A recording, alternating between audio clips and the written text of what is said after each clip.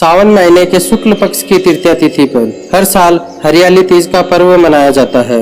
इस व्रत को करने से अखंड सौभाग्य का आशीर्वाद प्राप्त होता है और दाम्पत्य जीवन सुखमय होता है।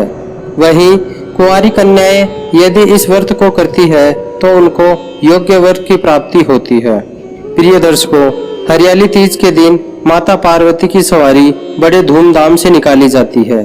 हरियाली तीज पर भगवान शिव और माता पार्वती की पूजा अर्चना की जाती है। भविष्य पुराण में देवी पार्वती बताती है कि तृतीया तिथि का व्रत उन्होंने बनाया है, जिससे स्त्रियों को सुहाग और सौभाग्य की प्राप्ति होती है। मान्यता है कि हरियाली तीज के दिन माता पार्वती और शिव जी की आराधना सच्चे मन से करने से मनोकामना जरूर पूरी होती है। अगर आप भी हरियाली तीज का व्रत इस बार रख रही है तो इस व्रत कथा को जरूर पढ़ें। इस कथा को सुनने से आपको इस व्रत का लाभ जरूर मिलेगा, क्योंकि हरियाली तीज व्रत कथा के बिना व्रत को पूरा नहीं माना जाता है। कहा जाता है इस व्रत के महात्म्य की कथा भगवान शिव ने पार्वती जी को उनके पूर्व जन्म का स्मरण करवाने के मकसद से इस प्रकार से कही थी। हे गौरी पर्वतराज, हिमालय पर गंगा के तट पर तुमने अपनी बाल्य अवस्था में अधोमुखी होकर घोर तप किया था। इस अवधि में तुमने अन्न नहीं खाकर केवल हवा का ही सेवन किया था। इतनी अवधि तुमने सूखे पत्ते चबाकर खाए थे। माघ की शीतलता में तुमने निरंतर जल में प्रवेश कर तप किया था। वैशाख की जला देने वाली गर्मी में पंचाग्नि से शरीर को तपाया।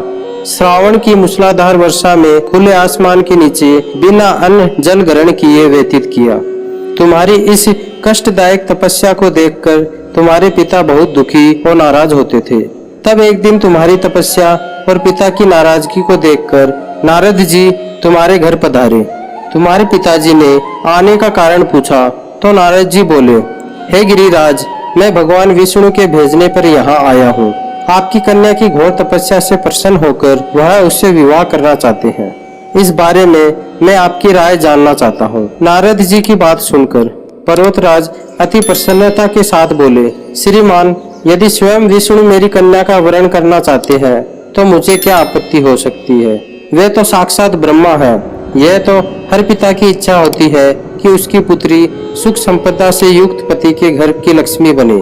नारद जी तुम्हारे पिता की स्वीकृति पाकर विष्णु जी के पास गए, उन्हें विवाह तय होने का समाचार सुनाया। लेकिन जब तुम्हें इस विवाह के बारे में पता चला तो तुम्हारे दुख का ठिकाना नहीं रहा। तुम्हें इस प्रकार से दुखी देखकर तुम्हारी एक सहेली ने तुम्हारे दुख का कारण पूछने पर तुमने बताया, मैंने सच्चे मन से भगवान विष्णु का वरण किया है। मैंने सच्चे मन से भगवान शिव का वरण किया है, लेकिन मेरे पिता ने मेरा विवाह विष्णु के साथ तय कर लिया है। मैं विचित्र धर्म संकट में हूँ। अब मेरे पास प्राण त्यागने के अलावा कोई और उपाय नहीं बचा। तुम्हारी सखी बहुत ही समझदार थी। उसने कहा, प्राण छोड़ने का यह कारण ही क्या है।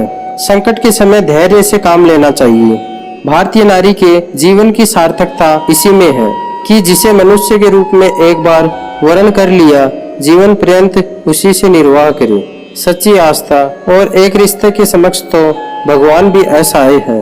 मैं तुम्हें घनघोर वन में ले चलती हूँ, जो साधना स्थल भी है और जहाँ तुम्हारे पिता तुम्हें खोज भी नहीं पाएंगे।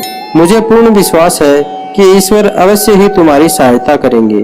तुमने ऐसा ही किया। तुम्हारे पिता तुम्हें घर में न पाकर बड़े चिंतित और दुखी हुए।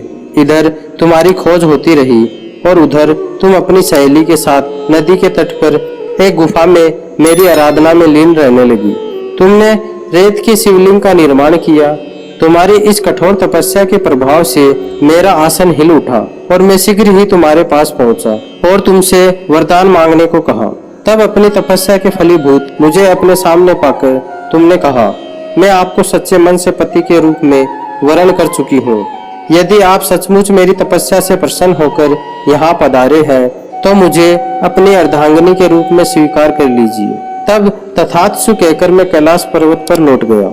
उसी समय पर्वतराज अपने बंधु बांधवों के साथ तुम्हें खोजते हुए वहां पहुंचे।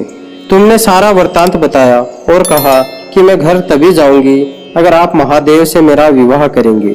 तुम्हारे पिता मान गए और उन्होंने हमारा विवाह करवाया। इस व्रत का महत्व यह है कि मैं इस व्रत को पूर्ण निष्ठा से करने वाली प्रत्येक स्त्री को मन वांछित फल देता हूँ। इस पूरे प्रकरण में तुम्हारी सखी ने तुम्हारा हरण किया था, इसलिए इस व्रत का नाम हरतालिका व्रत हो गया।